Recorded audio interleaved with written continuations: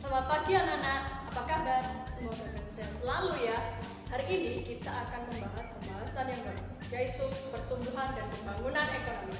Bersama saya, Valentina Ayu Marga. Nah, sekarang kita akan masuk ke bahasan yang pertama, yaitu pertumbuhan ekonomi. Pertumbuhan ekonomi itu apa?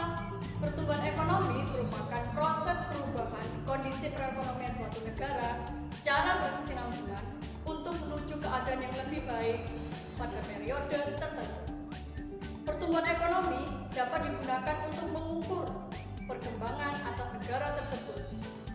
Hal ini dapat dilakukan dengan melihat angka kenaikan pada PDB ataupun PNB.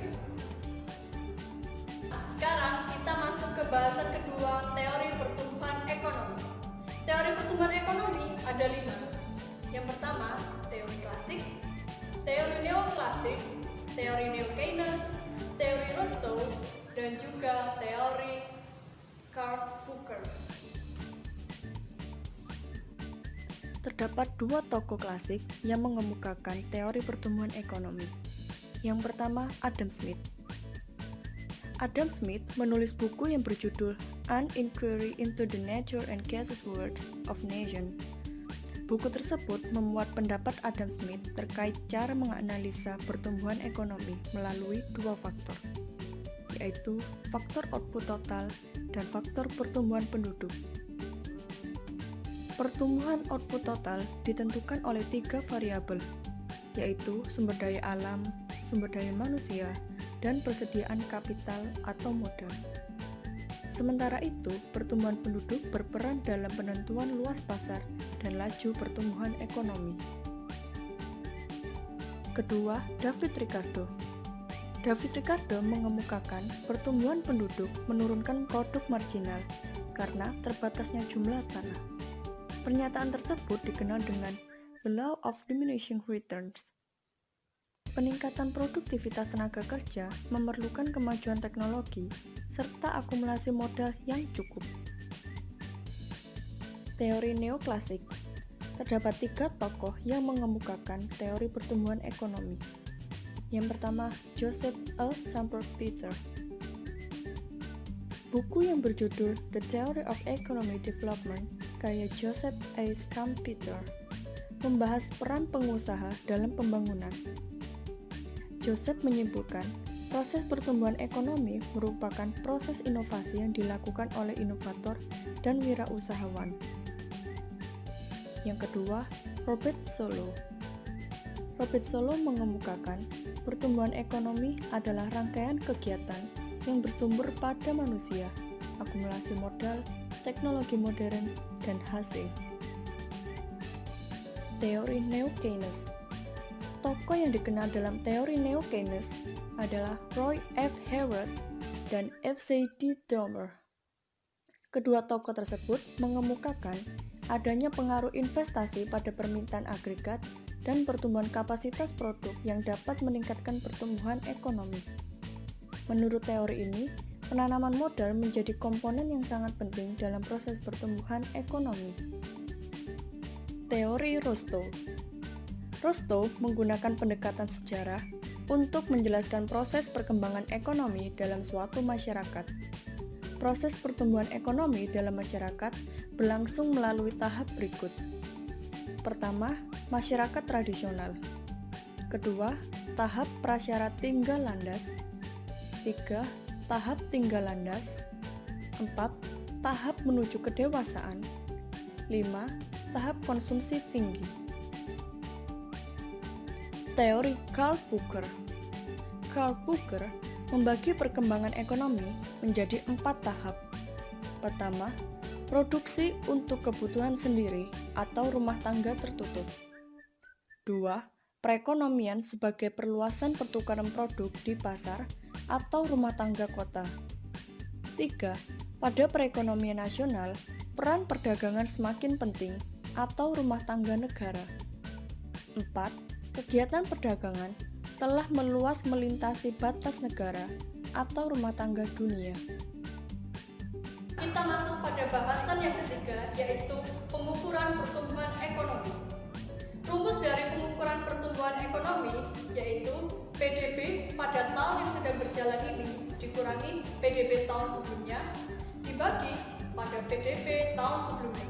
Dan jangan lupa dikali 100%. Untuk lebih paham, kalian bisa lihat contoh soal berikut ini.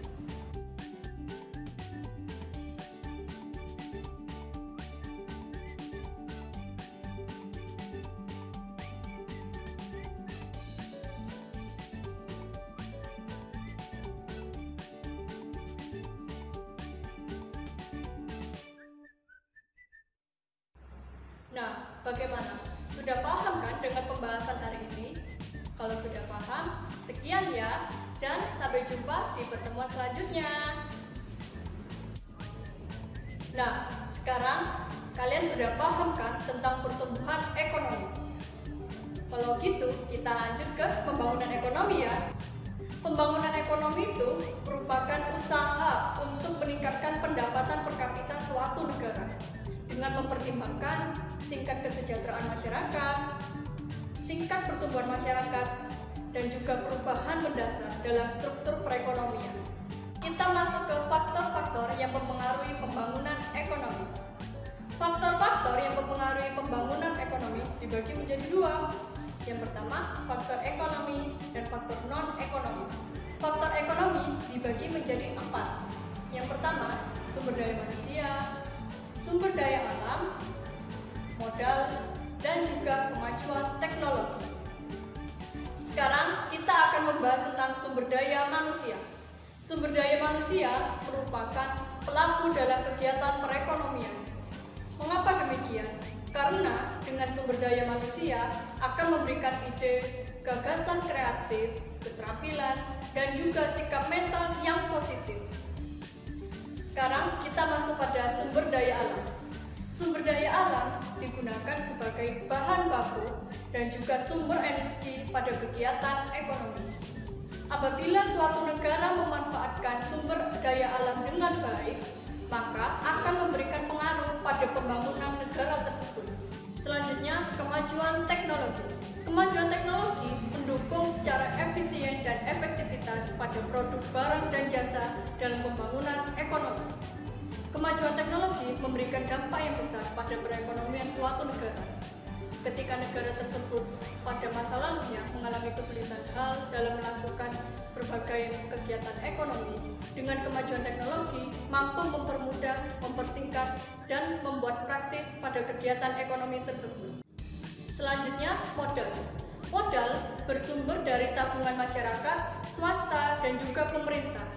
Modal tersebut nanti akan dibelanjakan melalui kegiatan ekonomi seperti gedung, mesin, dan juga infrastruktur perekonomian lainnya. Infrastruktur perekonomian lainnya dapat berupa jalan raya, jalan tol, dan aspek-aspek untuk mendukung perekonomian masyarakat. 4 faktor ekonomi kalian sudah paham kan? Nah, kalau kalian sudah paham, kita lanjut ke faktor non-ekonomi. Faktor non-ekonomi dalam pembangunan ekonomi yaitu berupa etos kerja masyarakat dan pemerintah, kestabilan politik, kondisi sosial dan budaya masyarakat, dan juga kemudahan layanan birokrasi. Sekarang kita akan membahas indikator keberhasilan pembangunan ekonomi.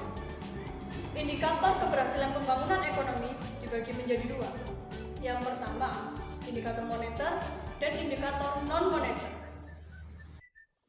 Kita bahas bareng-bareng yuk, indikator moneter dan indikator non-moneter. Indikator moneter. Terdapat 2 indikator untuk mengetahui keberhasilan pembangunan ekonomi. Yang pertama, pertumbuhan produk domestik bruto meningkat. Produk domestik bruto atau PDB adalah total produksi barang dan jasa yang dihasilkan dalam suatu wilayah pada periode tertentu. Pembangunan ekonomi dikatakan berhasil jika terjadi peningkatan PDB dari tahun ke tahun. Kedua, pendapatan per kapita meningkat. Pendapatan per kapita adalah pendapatan rata-rata penduduk suatu negara. Pendapatan per kapita diperoleh dari pembagian produk domestik bruto dengan jumlah penduduk. Pendapatan per kapita menggambarkan hasil pembangunan karena memperhitungkan jumlah penduduk dan mencerminkan kesejahteraan penduduk di suatu wilayah. Indikator non-moneter. Terdapat 3 indikator untuk mengetahui keberhasilan pembangunan ekonomi. Pertama, indeks kualitas hidup. Indeks kualitas hidup adalah indeks non-ekonomi untuk mengukur kesejahteraan masyarakat. Indeks kualitas hidup terdiri dari 3 indikator, yaitu kematian bayi, angka harapan hidup, dan persentase tingkat melek huruf. Kedua, indeks pembangunan manusia. Indeks pembangunan manusia merupakan indeks gabungan dari indeks harapan hidup, indeks pendidikan, dan indeks standar hidup layak. Nilai indeks pembangunan manusia antara 1 sampai 100. Semakin mendekati 100, IPM semakin baik. Ketiga, indikator campuran.